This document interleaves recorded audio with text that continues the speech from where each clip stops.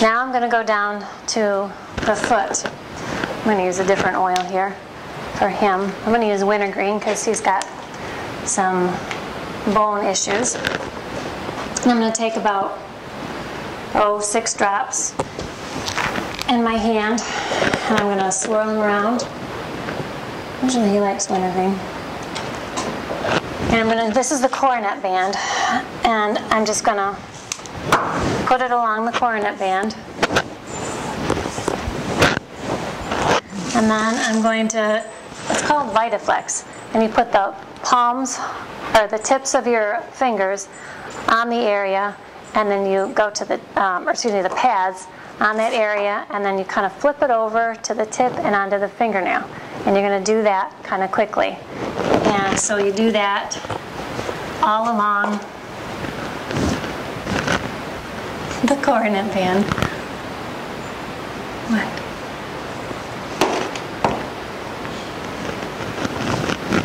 3 times. And again, this is what I did with Comanche. On his back foot, his cut was back here, but I put the antibacterial and cleaning, germ-killing oils all along the coronet band and all along up here and down here, nowhere near the cut because it would have again stung him. But again, I'm going to do that 3 times for each oil that I apply. So again, I go through that whole series of oils for this foot, and then I go through the whole series of oils, Vitaflex each oil 3 times around on this foot and the coronet band, and then I go to the back too and do the same thing. Then I'm going to take a different oil again. I start at the beginning and use the whole series in order, but then you would go on the inside of the legs. So right now I'm going to use marjoram because it's good for the muscles. Again, get it in your palm of your hand and kind of swirl it around, and then you're just going to Vitaflex down the inside of the leg.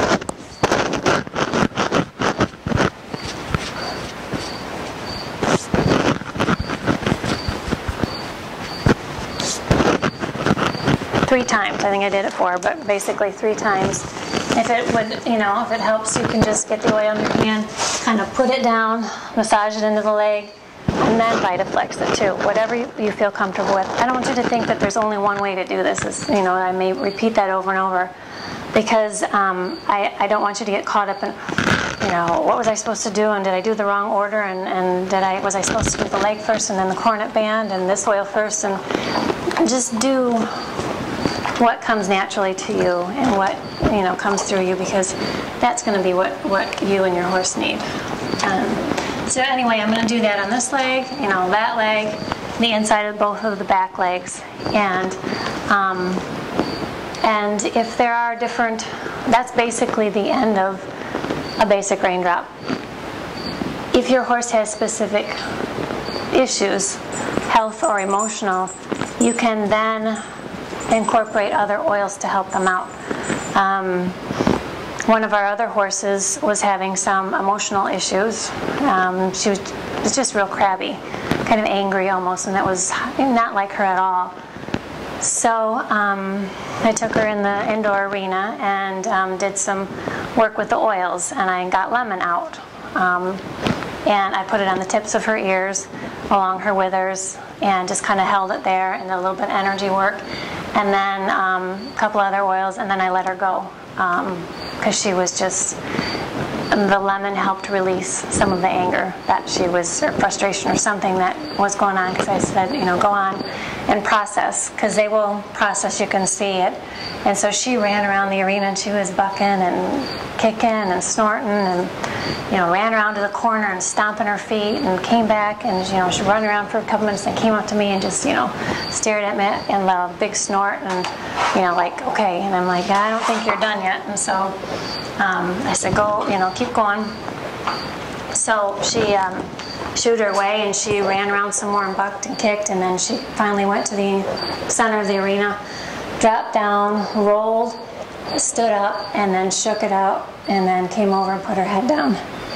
And I'm like, okay, you're ready now. And the oils help them release some emotions, just like in humans. They go, when you inhale the oils, they go right to the olfactory bulb, which goes up to the amygdala, which is the emotional center of the brain, and it helps release the emotions and helps humans and animals process them. So anyway, if there are other issues,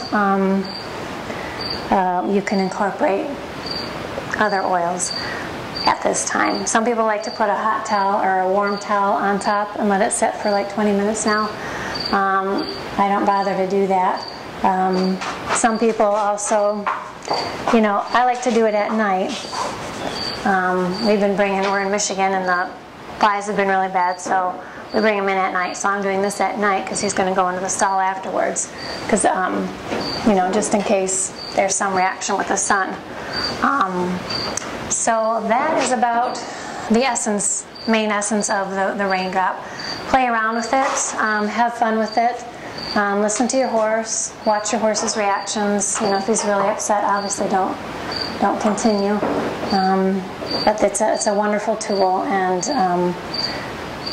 great to have in your toolbox. So hope you enjoyed it, and if you have any questions, just email me.